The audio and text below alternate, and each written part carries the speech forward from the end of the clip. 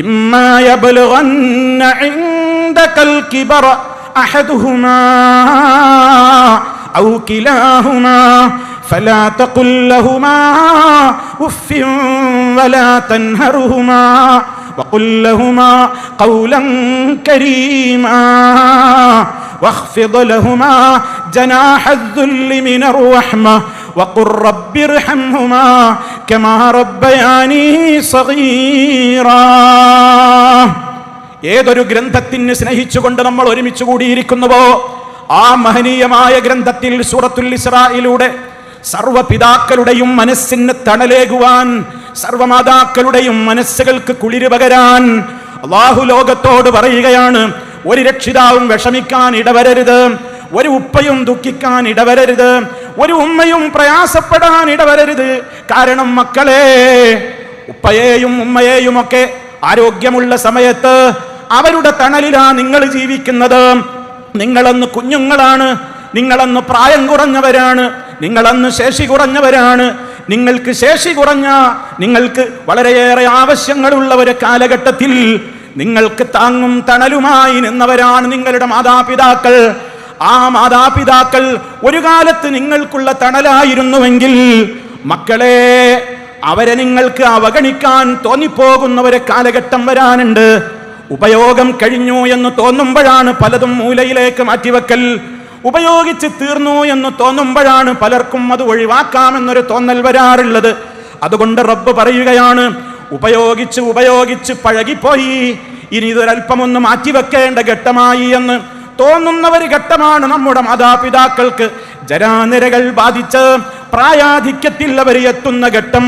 വിശുദ്ധ ഖുർആൻ കരുണ കാണിക്കാൻ തെരഞ്ഞെടുത്ത ആ പരമപ്രധാനമായ സമയം മറ്റ് സമയങ്ങളിൽ നമ്മൾ അറിയാതെ തന്നെ പറയാതെ തന്നെ ആരോഗ്യമുള്ള മാതാപിതാക്കളെ നമുക്ക് ആവശ്യമുള്ള കാലത്ത്, നമ്മൾ അവരുടെ തണലിൽ കഴിയുന്നൊരു കാലത്ത് അവരെ നിങ്ങൾ പ്രത്യേകം പരിഗണിക്കണേ എന്ന് പറയേണ്ടതില്ലാത്തത്ര മനുഷ്യപ്രകൃതി അതിൻ്റെ ആ ഒരു ബന്ധങ്ങളെ നിലനിർത്താൻ ശ്രമിക്കുമ്പോൾ അവരെ സംബന്ധിച്ചുള്ള ഉപയോഗങ്ങൾ തൻ്റെ ജീവിതത്തിൽ ഇനി അവസാനിച്ചു കഴിഞ്ഞു, താൻ എന്തിനും പോന്നവനാണെന്നൊരു തോന്നൽ വരുമ്പോ പ്രിയപ്പെട്ട മക്കളെ, ഉമ്മയുടെ മനസ്സ് വേദനിപ്പിച്ചു പോകരുത്, ഉപ്പയുടെ മനസ്സ് വേദനിപ്പിച്ചു പോകരുത്. അതാണ് വിശുദ്ധ ഗ്രന്ഥം ആഹ്വാനം ചെയ്യുന്നത്. ഇമ്മാ യബ്ലുഗന്ന ഇൻദകൽ കിബർ അഹദുഹുമാ ഔ കിലാഹുമാ. ആ മാതാപിതാക്കൾ രണ്ടിൽ ആരെങ്കിലും ഒരാളോ അല്ലെങ്കിൽ രണ്ടാളും തന്നെയുമോ നിന്റെ അടുക്കൽ അവർ പ്രായാധിക്യത്തിലെത്തിക്കഴിഞ്ഞാൽ ഫലാ തഖുൽ ലഹുമാ ഉഫ്ഫിൻ, ഛേ എന്ന് പോലും നിന്റെ ഉമ്മയോട് നിന്റെ ഉപ്പയോട് നീ പറയല്ല മോനെ. അതെ, നീ അവരോട് ഏറ്റവും മാന്യമായ വർത്തമാനമേ പറയാവൂ. അവരുടെ ചിറകുകൾക്ക് കീഴിലാ മോനെ ഇത്രക്കാലം നീ വളർന്നത് മക്കളെ. ഇനി അങ്ങോട്ട് നിങ്ങൾ എന്ത് ചെയ്യണം? വഖ്ഫിദ് ലഹുമാ, അവർക്കിരുവർക്കും നിങ്ങൾ താഴ്ത്തിക്കൊടുക്കണം. ജനാഹദ്ദുല്ലി മിനർ റഹ്മതി, കാരുണ്യത്തിൽ പൊതിഞ്ഞ നിലക്കുള്ള വിനീത ഭാവത്തോടെ ആ ചിറക് നിങ്ങൾ അവർക്ക് വിരിച്ചു കൊടുത്ത് അവർക്കൊരു തണലേകണം മക്കളെ. നിങ്ങൾ എന്ത് തന്നെ അവർക്ക് കൊടുത്താലും അതൊന്നും പകരമാവില്ല അവർക്ക് അവർ നിങ്ങളോട് ചെയ്തു തന്നിട്ടുള്ള കാരുണ്യത്തിന്. അതുകൊണ്ട് റബ്ബിനോട് പറയണം, വഖുൽ, പറയണം മക്കളെ, റബ്ബിർഹംഹുമാ കമാ റബ്ബയാനി സഗീറാ.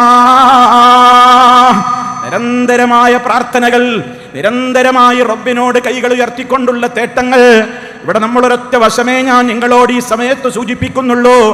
അവഗണനയുടെ ഘട്ടം വരുന്നത് പ്രായാധിക്യം വരുമ്പോഴാണ്.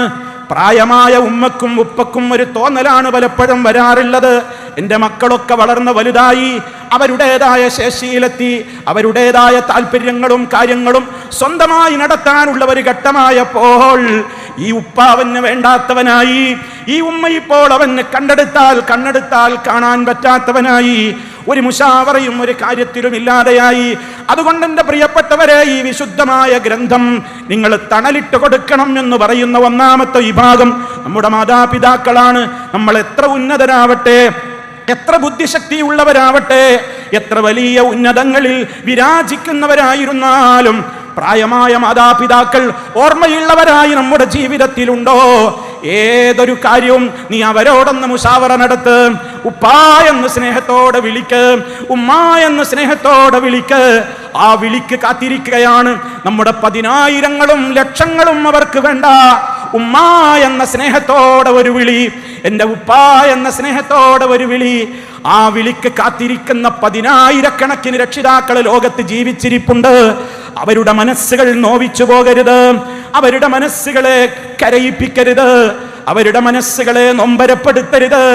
എൻ്റെ പ്രായമായ ഉമ്മ, എൻ്റെ പ്രായമായ ഉപ്പ, അതെങ്ങനെയാണെങ്കിലും അതെൻ്റെ ഉപ്പയാണ്, ഉമ്മയാണ്. ഉമ്മ, ഉപ്പ, നിങ്ങളല്ലാത്ത ഒരാൾ എനിക്കില്ല. എൻ്റെ ഏത് കാര്യത്തിലും ഞാനേറെ പരിഗണിക്കുന്നത് എൻ്റെ ഉപ്പയെ തന്നെയാണ്, ഉമ്മയെ തന്നെയാണ്.